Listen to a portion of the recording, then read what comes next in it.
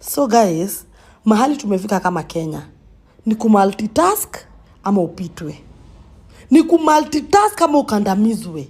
Sasa hakuna cha kusema this is a distraction from. No! Everything is happening at once, so we will deal with them at once. We will concentrate on everything, I beg. Sasa hakuna cha distraction. So for those of you who have been a bit overwhelmed, let me catch you up on what has been going on in the country.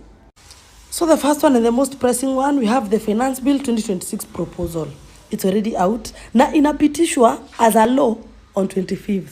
25th, guys, ni wiki inakuja. The second thing is that in this country, as we stand now, we are losing 23 kids a day. 23 children per day. And these children are getting lost, then being found dead. Brutally murdered.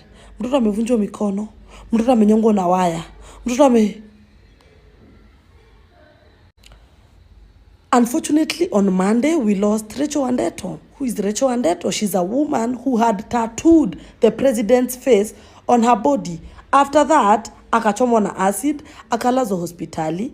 CS Murkomen akaenda akamuona. The next day, the woman died. And the government has picked that death, politicized it. They are now seeking political sympathy through Rachel Wandeto's death. Fuel prices are over the roof. We had a total shutdown on Monday, extended it to Tuesday, mpaka half day, until Mr. With all due respect, aliitwa na akalose every Kenyan's respect. And now he's trying to gain the respect by saying he did not receive any brown envelope. Mr. With all due respect, hata kama ilikuwa ya white, you know what we meant. So, one tap.